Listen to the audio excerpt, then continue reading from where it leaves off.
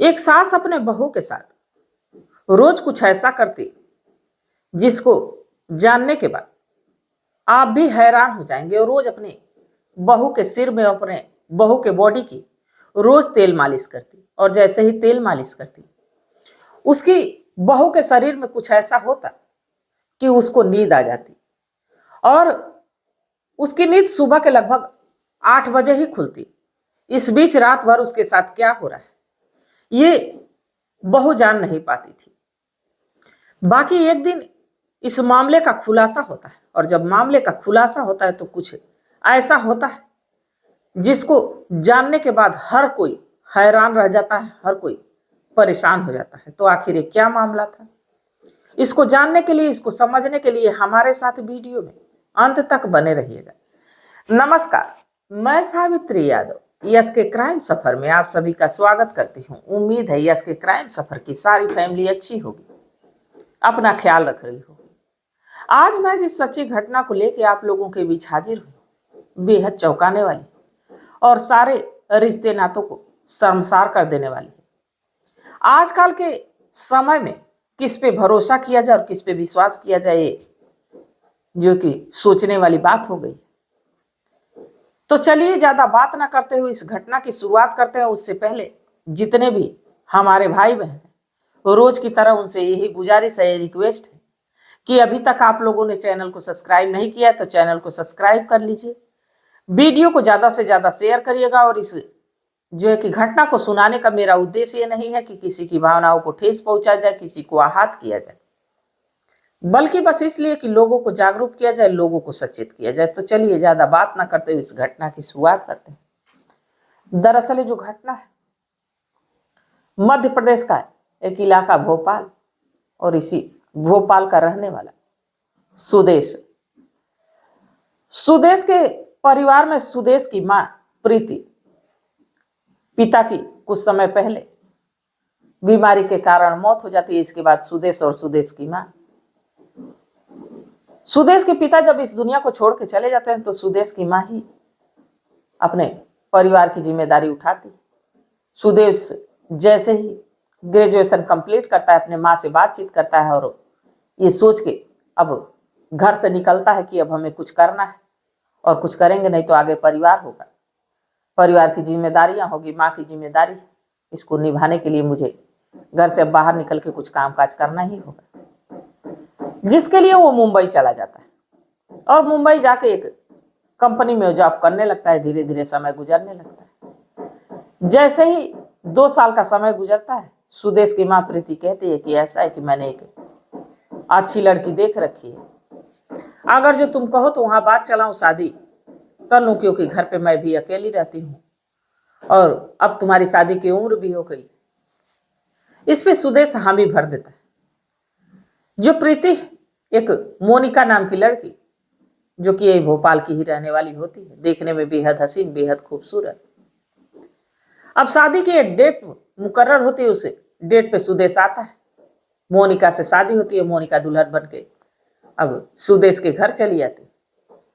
सुदेश लगभग 1 महीने तक अपनी माँ और अपनी पत्नी के साथ वक्त गुजारता है। बाकी अब उसको ये लगता है कि अब छुट्टी का समय खत्म हो रहा है, तो मुझे अब अपने नौकरी पे वापस लौट जाना चाहिए। अपने माँ से कहता, अपनी पत्नी को समझाता है कि देखो आगे परिवार बढ़ ही रहा है, तुम बढ़ी, कुछ दिनों में हमारा बच्चा होगा, तो इसलिए अब मुझे फिर से नौकरी पे जाना चाहिए। ये मोनिका भी कहती है कि ठीक है, कोई बात नहीं। सुदेश फिर से वापस मुंबई चला जाता है। अब घर में ये मोनिका और मोनिका की सास प्रीति 2 लोग रह जाती।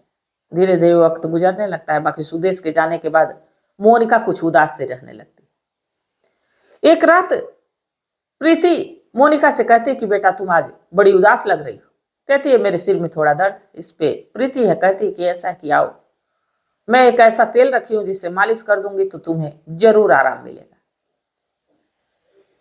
प्रीति जाके अपने सास के कमरे में उसके बेड पे लेट जाती है। इसके बाद प्रीति उसके सिर में तेल की मालिश करती है, उसके हाथ पैरों की मालिश करती है, उसके बॉडी में तेल की मालिश करती है। और जैसे ही मालिश करती है, प्रीति की आंख लग जाती है और सुबह लगभग 8 बजे ही नींद खुलती है। प्रीति को थोड़ा आराम लगता है। बाकी अब 2 दिन छोड़ के फिर वैसे ही उसका सिर दर्द करने लगता है। फिर प्रीति पूछती है, कहती है सिर दर्द कर रहा है। अब फिर प्रीति मोनिका के सिर में वही जो है कि तेल लगाती, उसकी बॉडी की मालिश करती और फिर प्रीति सो जाती। अब लगातार ये सिलसिला चलने लगा। हर 2-4 दिन पे प्रीति के जो है कि पास मोनिका आती, उसका सिर दर्द होता तो प्रीति उसके सिर की, उसकी बॉडी की मालिश करती और प्रीति सो जाती। अब 15 से 20 दिन ऐसे ही चलता रहता है। मोनिका एक दिन सोचती कि आखिर ऐसा क्या होता है कि मेरी नींद बीच में रात को कभी खुली नहीं रही और जैसे ही सुबह हो रही है वैसे ही नींद खुल रही है, सुबह के लगभग 8 बजे। अब इससे बड़ी अचंभित होती।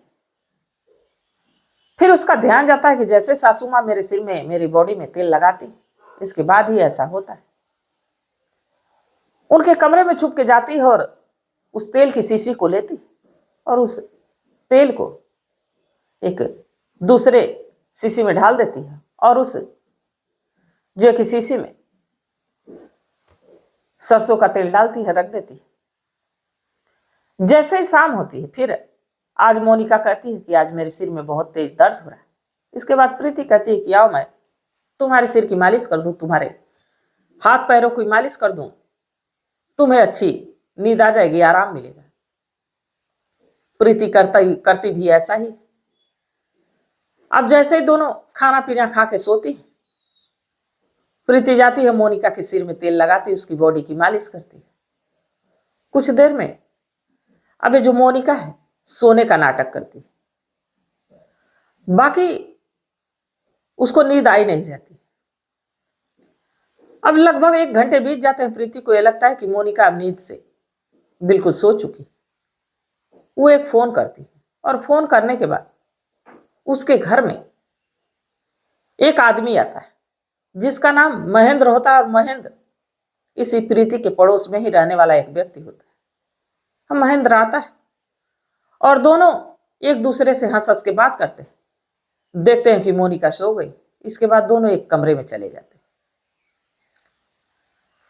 अब इधर मोनिका जैसे देखती, कुछ देर बीत गए तो आंखें खोलती तो देखती है कि उसकी सास वहां है नहीं। तो उसको लगता है अपने कमरे में सोनी चली गई। अब उठती और उठ के वॉशरूम के लिए सोचती है जाऊं, तभी उसको कुछ आवाजें सुनाई देती हैं अजीब सी। जैसे लग रहा था कि कोई एक दूसरे से बात कर रहा है। कुछ ऐसी आवाजें आ रही हैं जो कि एक पति पत्नी एक दूसरे के साथ रहे, तो ऐसा कुछ समझ में उसे आ रहा था। अब वो आगे बढ़ती है और अपने सास के कमरे की तरफ जाती है तो देखती है कि वहां की लाइट जल रही। नजदीक जाती है तो ये आवाजें और साफ साफ सुनाई देने लगती। इसके बाद जो मोनिका है उस दरवाजे को धक्का देती है। दरवाजा खुला ही रहता है क्योंकि प्रीति को पता रहता है कि घर में कोई है नहीं, मोनिका है तो सो ही गई, सुबह ही जगेगी, किसी चीज की डर थी नहीं। और जब मोनिका दरवाजा खोलती है तो एक ऐसा नजारा देखती है जिसकी कल्पना उसने कभी की ही नहीं थी। जो प्रीति है वो भी नग्न अवस्था में और जो वो आदमी महेंद्र नाम का वो भी नग्न अवस्था में, और दोनों एक दूसरे के साथ शारीरिक संबंध बनाए। जब ऐसा नजारा मोनिका देखती तो एक कदम पीछे जाती और अपने सास से कहती है कि आपसे तो ये उम्मीद नहीं थी। इस पे जो प्रीति वो उठ के खड़ी हो जाती है और जो आदमी है वो भी उठ के खड़ा हो जाता है। जो प्रीति ये कहती है कि ऐसा है कि जो मैं कर रही थी इसको किसी को बताना नहीं, और खास करके हमारे बेटे को मत बताना, सुदेश को। वो कहती है कि ऐसा है कि मैं तो इसको बता के ही रहूंगी। जैसे ही ऐसा कहती है मोनिका, वो जो महेंद्र नाम का आदमी रहता है मोनिका को झपट के पकड़ता है और पकड़ के बेड के ऊपर पटक देता है। और इसके बाद जो प्रीति उसके दोनों हाथों को पकड़ लेती है और उसके मुंह को दबा देती है, उसको चीखने की चाहे चिल्लाने के लिए मौका ही नहीं देती है। इसके बाद जो महेंद्र नाम का आदमी मोनिका के शरीर से एक एक कपड़े को अलग करता है और इधर प्रीति पकड़ी हुई, और इसके बाद वही कृत्य करता है कि जो कि उसका रेप करता है। और जब उसका रेप करता है, वो छटपटाती अपने आप को बचाने की कोशिश करती है। बाकी प्रीति इसमें भरपूर साथ दे रही थी, इसलिए अब मोनिका अपने आप को बचा नहीं पाती है। दोनों मिलकर उसका रेप करते हैं। रेप करने के बाद अब इनको ये लगता है कि ये तो किसी ना किसी से ये बात कहेगी। जो प्रीति है उसके मुंह पे तकिया रखती है और दोनों मिलके तब तक दबाते हैं कि जब तक उसकी बॉडी स्थिर ना हो जाए, यानी वो जब इस दुनिया को छोड़ के चली जाती है मोनिका, तो अब दोनों को लगता है कि आखिर इसकी डेड बॉडी को ठिकाने कहाँ लगा जाए। प्रीति अपने ही घर में से जाती है, एक बोरा लाती है, बोरे में उसकी डेड बॉडी को पैक करते हैं और रात के लगभग 2 से 2:30 बजे के करीब कुछ ही दूर पे एक नाला लगता है।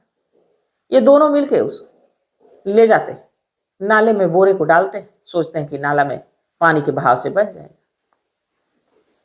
घर चले आते हैं, फिर दोनों एक दूसरे के साथ शारीरिक संबंध बनाते हैं। जैसे सुबह होने वाली रहती है, महेंद्र चला जाता है और जब सुबह होती है तो जो प्रीति अपने बेटे सुदेश को फोन करती है और कहती है कि हमने तुम्हारी शादी करवा के बहुत ही बड़ी गलती कर दी। मुझे तो बहू पे पहले से ही शक था कि वो गलत है, बाकी मैं कुछ कह नहीं पा रही थी। देखो आज वो रात से ही घर से गायब है और मैं सुबह होने तक इंतजार की कि हो सके आ जाए। पहली गलती है, माफ कर दूंगी, बाकी लगता है वो किसी के साथ घर छोड़ के चली गई। इसमें सुदेश को भी बड़ा गुस्सा आता है, बार बार मोनिका के नंबर पे ट्राई करता है, बाकी नंबर स्विच ऑफ आता है। अब वो भी करता भी क्या, वो मुंबई और इधर माँ भोपाल, दोनों परेशान। तभी सुदेश अपनी माँ से कहता है कि जाके उसकी गुमशुदा की रिपोर्ट लिखा दो। अब प्रीति जाती है अपने नजदीकी थाने में, अपने बहू के गुमशुदा होने की रिपोर्ट दर्ज कराती। पुलिस वालों से बताती कि उसके चाल चलन ठीक नहीं थे। अब जब ऐसा पुलिस वाले सुनते हैं तो कहते हैं कि किसी के साथ चली गई, ज्ञान होगा तो आएगी और जहां तक हो सके हम लोग भी ढूंढने की कोशिश करेंगे। और अक्सर पुलिस ऐसे मामलों पे ज्यादा कुछ करती नहीं है, क्योंकि पता होता है कि वो अपनी मर्जी से जब गई है या गया है तो आना होगा तो आएगा, वरना कोई कर ही कह सकता है। अब धीरे धीरे 3 से 4 दिन का वक्त गुजर जाता है। तभी पुलिस कंट्रोल रूम में एक फोन आता है और बताया जाता है कि दरअसल नाले में एक बोरा पड़ा है और वहां से बड़ी तेज दुर्गंध आ रही है। अब जब ऐसा पुलिस को सूचना मिलती है तो पुलिस की एक टीम पहुंचती है डॉग स्क्वाड के साथ। और उस बोरे का जब मुंह खोला जाता है तो पता चलता है कि उसमें एक इंसानी लाश, यानी एक लड़की,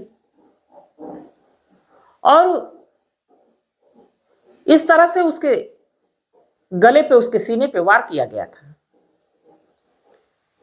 कि बिल्कुल पूरी तरह से लग रहा था कि कोई अपनी गुस्सा को निकाला है।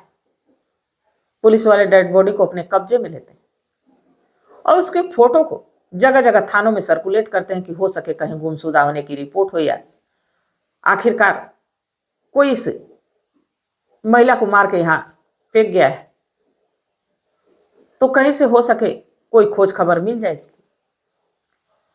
तभी पता चलता है कि एक थाने में एक गुमशुदा होने की रिपोर्ट है मोनिका की। अब ये सूचना मोनिका की सास प्रीति को दी जाती है।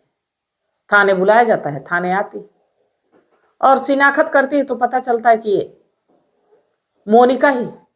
इस पे प्रीति अपना जो कि मगरमच्छ वाले आंसू बहाने लगती है, रोने लगती है, कहती है कि मुझे तो शक था कि मेरी बहू कहीं चली गई, बाकी जिसके साथ गई थी लग रहा है वही मार के इसको फेंक दिया। अब मैं इसमें क्या कर सकती हूँ, जैसी करनी वैसी भरनी। अब जब ऐसा कहती है पुलिस वाले भी हैरान परेशान है। मोनिका की जब कॉल डिटेल निकाली जाती है तो कोई ऐसा नंबर नहीं आता है जिससे कि ये पता चल सके कि किसी और से इसकी बात होती थी सिवाय इसके पति के और इसके मायके वालों के। पुलिस भी हैरान है। बाकी अब पुलिस इस मामले को बड़े सीरियस तरीके से लेती है, क्योंकि उसके सीने पर और उसके गर्दन पे किसी धारदार हथियार से बार बार वार किया गया रहता है। इससे देख के लग रहा था कि कोई अपनी बहुत बड़ी दुश्मनी उससे निकाली। पुलिस वाले भी हैरान है। तभी एक गांव का ही व्यक्ति जाता है पुलिस के पास और कहता है कि ऐसा है कि मुझे लगता है कि मोनिका के कत्ल में जरूर उसके सास का ही हाथ है, क्योंकि जो उसकी सास है उसके पति के जाने के बाद उसका गांव के ही एक व्यक्ति से चक्कर है, और हो सकता है ये जानकारी बहू को हो गई हो, इसलिए बहू को ये लोग ठिकाने लगा दिए, बेटा घर पे नहीं। अब जब पुलिस को ऐसी सूचना मिलती है तो पुलिस के पास कोई सबूत कोई सुराग था नहीं, और ऐसे ही किसी को उठाया नहीं जा सकता। अब प्रीति को थाने लाती है, घुमा घुमा के इधर उधर की बात पूछती है। हर बार प्रीति कुछ नया बताती। अब पुलिस को पूरी तरह से प्रीति पे शक हो जाता है, और प्रीति से जब सख्ती से पेश आती है पुलिस तो ये अपने गुनाह को कबूल लेती है। कहते हैं कि हाँ, मैं नहीं किया ऐसा, और मेरे साथ मेरा प्रेमी महेंद्र, हम दोनों ने मिलकर इसको मार दिया। जिस चीज को हम लोगों ने कहा कि इसको छिपाना, तो वो बार बार धमका रही थी, इसलिए गुस्से में आके हम लोगों के हाथों उसका कत्ल हो गया। बाकी जब पोस्टमार्टम रिपोर्ट आई तो उसमें यह था कि इस लड़की के साथ रेप जैसी घिनौनी वारदात हुई। तब प्रीति टूटती और बताती है कि हाँ, महेंद्र जो कि मेरे साथ शारीरिक संबंध बना रहा था, बाकी उसी समय जब ये मोनिका आ जाती तो मारे गुस्से में उसके कपड़े को एक एक करके उतारता है, इसके बाद उसके साथ शारीरिक संबंध बनाता है। बाकी अब ये लग रहा था कि ये सबसे कहेगी और हम लोगों की बदनामी होगी, तो इसको मार दिया जाए। दोनों मिलके मारते हैं और मारने के बाद नाले में फेंक देते हैं। सोचते हैं कि पानी के बहाव में बह जाएगी, पर संयोग खराब, बहता है नहीं, वहीं सड़ते रहता है।